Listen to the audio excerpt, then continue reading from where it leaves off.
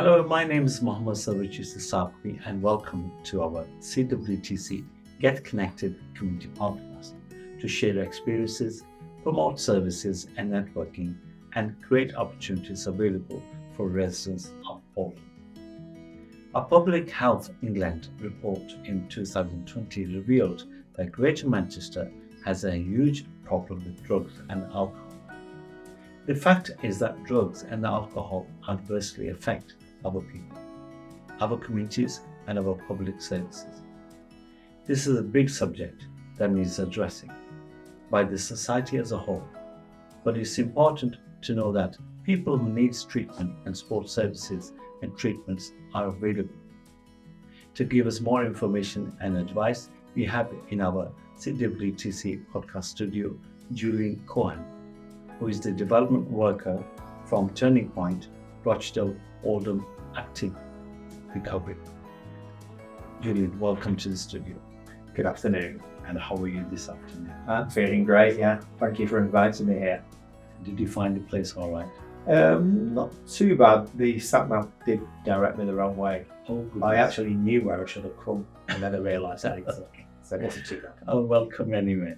Julian, tell us about your career experiences. So currently I work for Rochdale Oldham Active Recovery, which is part of Turning Point. Turning Point, we're one of the leading health and social care charities in the UK. We specialise in substance misuse, mental health and learning disability. So within Oldham and Rochdale, we have the single unified contract for substance misuse, and that's all substances. Previous to working for Turning Point, I actually worked in Oldham for another service called ADS, Addiction Dependency Solutions. And prior to that, I worked into a residential rehab, which was also in Oldham. So that's a residential rehab where people would go to do a stay away from the community. People come from different parts of the country. I've probably worked over 20 years in the field. I've worked in home drug detox services. I've also done quite a lot of outreach in city centre Manchester, working with street homeless, female sex workers, and needle exchanges over the years. So it's quite a long time that I've worked in the field. I've worked in a time period where there was more money, work within services so people could do a lot more than working with a lot less resources. Well, great, lots of experience there around Greater Manchester as well. And so hopefully we'll learn a lot more from you today as well. Thank you. We're aware that drugs and alcohol is a big issue throughout the country. And no one thing leads to addiction. Can you tell us the factors that increase the risk of developing addiction? I think there's probably a lot of different parameters around addiction. I think for me, one of the biggest things is around availability. So availability of whether it's substances or alcohol, price, ease of getting it, causes more general addiction. And I think if it takes me back I go back quite a long way to when they closed all the mines down throughout the UK, the heroin dealers flooded those areas, and we found that heroin addiction in the old mining towns rose quite quickly. So places like Mansfield, Nottingham sort of became disproportionately affected. I think with alcohol, we see that availability and price has made a massive difference.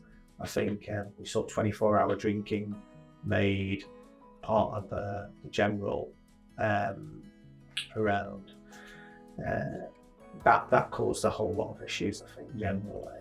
I think alcohol's also become cheaper over the years, as relatively compared to pubs have closed down.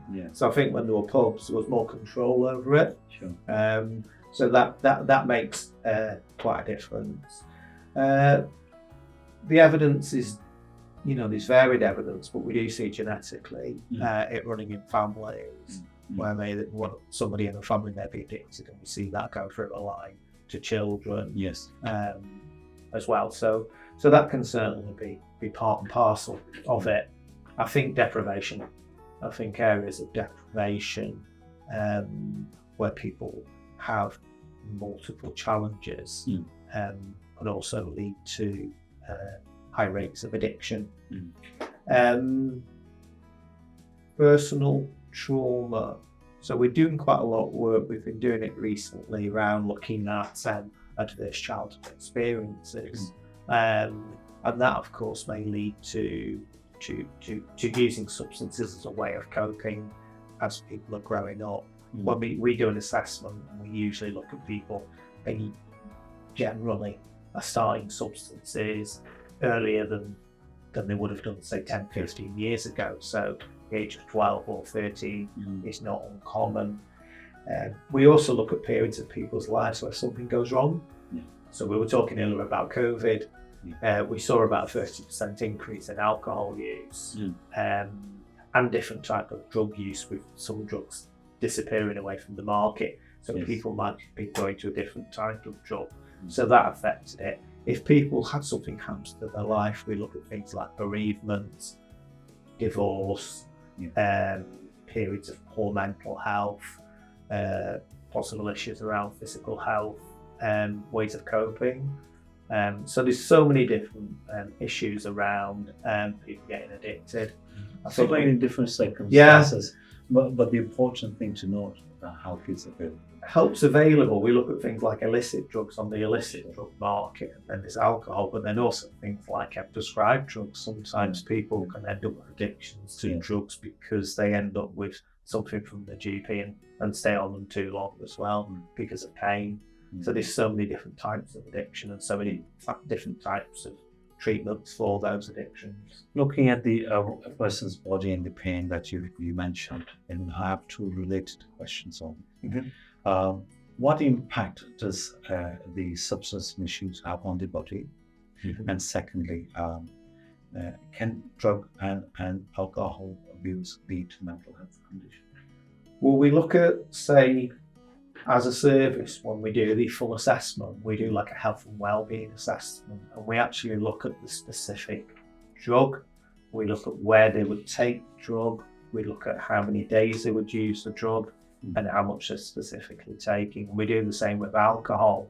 So alcohol, which is readily available, it's a legal drug. Actually, I don't think there's one part of the body that alcohol doesn't affect. So the obvious ones we look at are things like the liver, pancreas, can cause early onset diabetes. We talk around 7 different types of cancer are implicated through alcohol. We even look at things like alcohol-related dementias, people that are drinking these high levels over a long period of time. If we start looking at the different types of drugs, each drug will present risk. Again, how much, where it's taken, and type of drug. So at the moment, in terms of things like heroin, we'd look around things like overdose. So because it's an opioid, opioids can slow rates of breathing, they can slow blood pressure, that in itself can lead to overdose and death. We can support individuals that take heroin by having an overdose prevention kit, so we can provide something called naloxone mixoid. So as part of the offer that we do something called harm reduction. Harm reduction is, we know there's no safe way of taking drugs, but we can support and help them to be safer. We look at all the drugs, again, things like crack cocaine and cocaine, transient ischemic attacks, heart attacks, strokes, risks of problems with the heart muscle and the heart itself. Things like... So it has a tremendous impact on the body. We're talking about all drugs will have an impact. It's the level of taking a drug for too long. Alcohol and heroin can cause dependency, so it can be difficult to just stop that drug. With alcohol, if people are drinking a high amount, if they suddenly stop, risks of fits and seizures as well. So that in itself, so what we look at is the non-dependent drugs are less harmful, less damaging, although can still present with harm. And the dependent drugs, then we look around different treatment pathways for them. But then any drug can cause any amount of harm depending on an individual. So for example, you talked about not just the physical health, Some people may use drugs as a coping strategy because of poor mental health, but then the actual drug makes their mental health condition worse. Some people might use, the long-term effect could be that the mental health can get even more challenging. But then we look at mental health and then it's the coping mechanism as well. Your body tells you how you can cope with it. Yeah, I think also as well, I think sort of that mental health condition may not be easily treatable, because when they go to a doctor or to a psychiatrist, the doctor or psychiatrist finds it difficult to prescribe drugs that may interact with the illicit drugs they're using, or they may not be effective as well. I think it's a bigger subject than we know or have experience with, and I think a couple of more episodes like this will help us to understand better. Yeah, I think it isn't. Yeah, nothing straightforward about one drugs, and nothing straightforward in terms of a treatment plan, because sometimes it's a case of people come to see us, find out what we do, find out how we can support and help them, and they may actually, what we look at is what we call a cycle of change.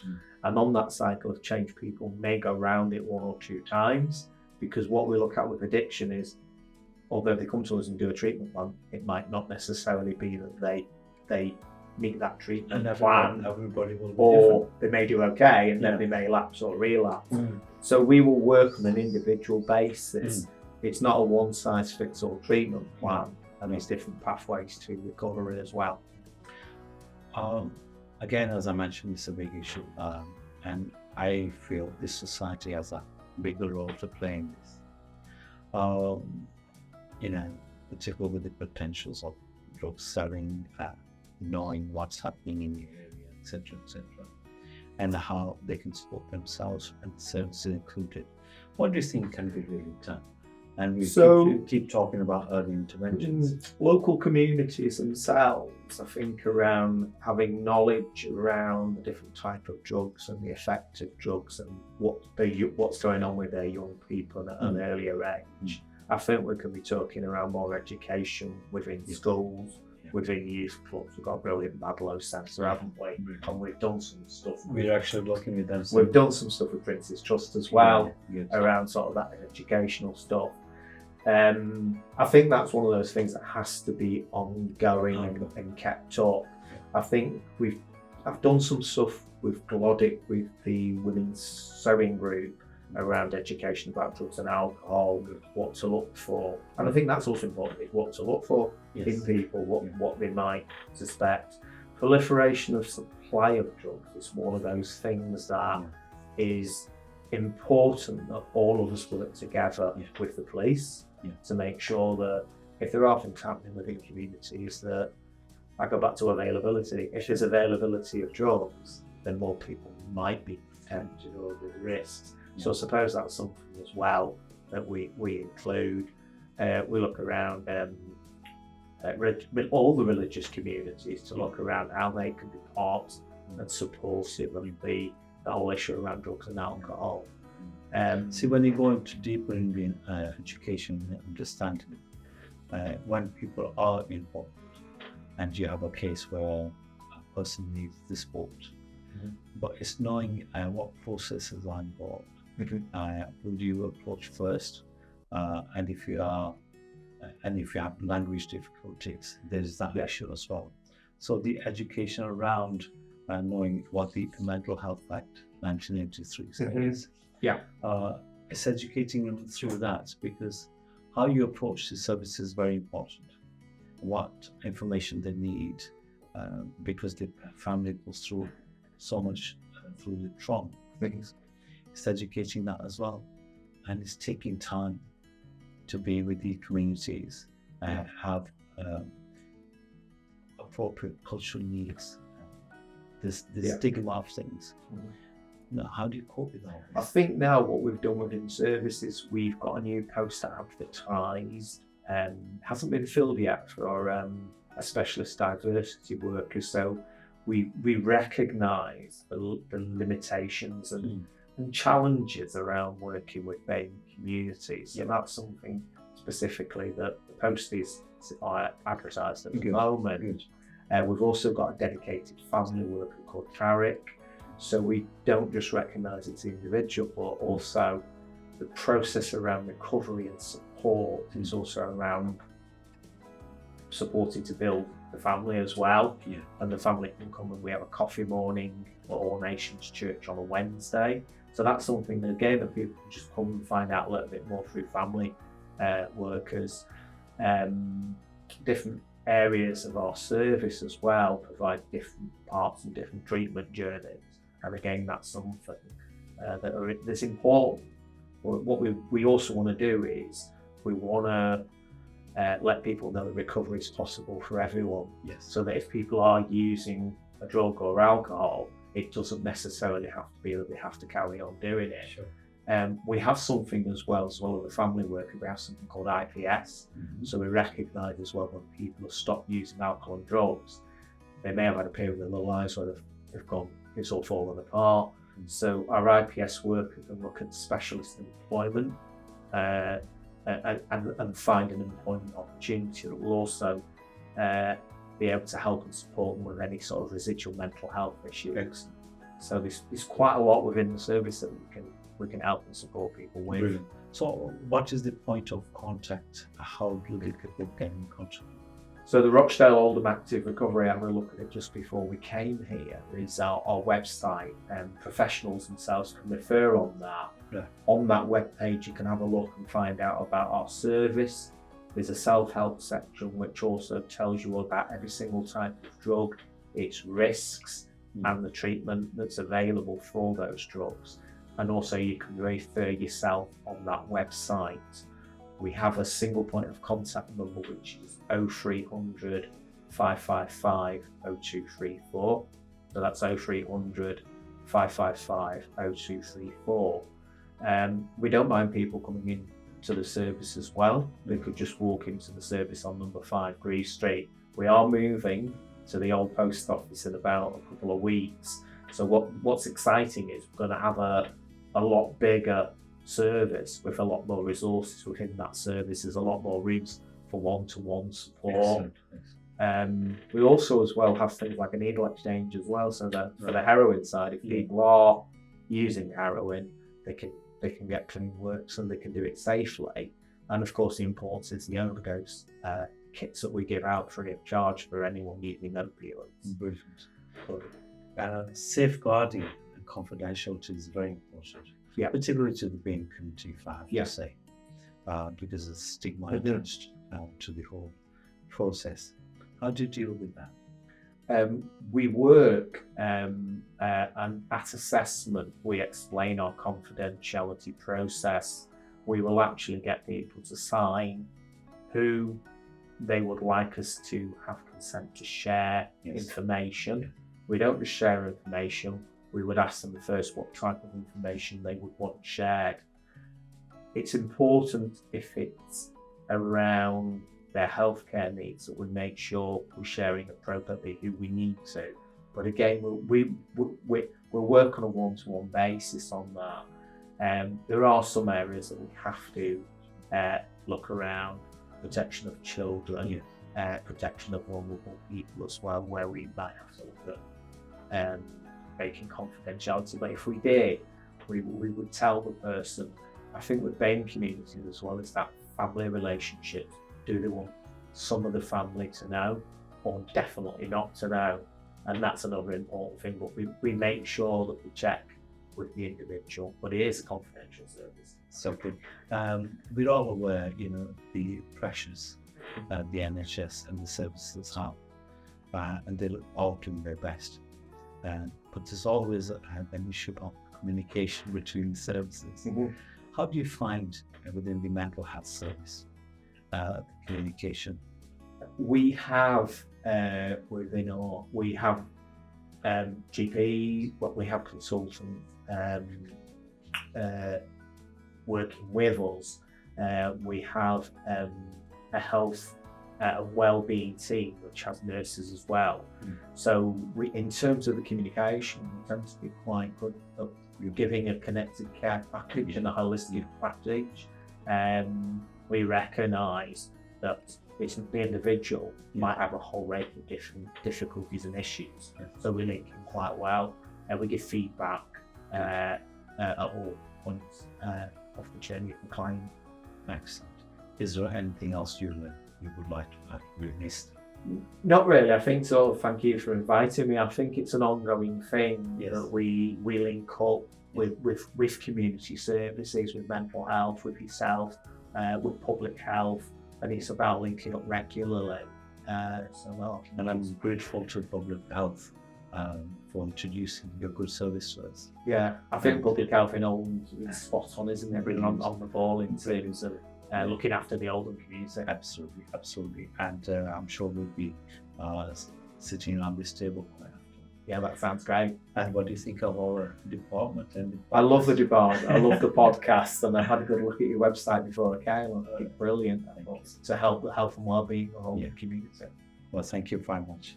And I hope that the viewers and listeners get in touch with you and in the support that you need. We have to work together and work as a society, which is a bigger problem than we think it is. And it's not just helping the client, it's about helping the family, it's about helping the whole environment to get better and improve people's lives. Take care. God bless. See you soon.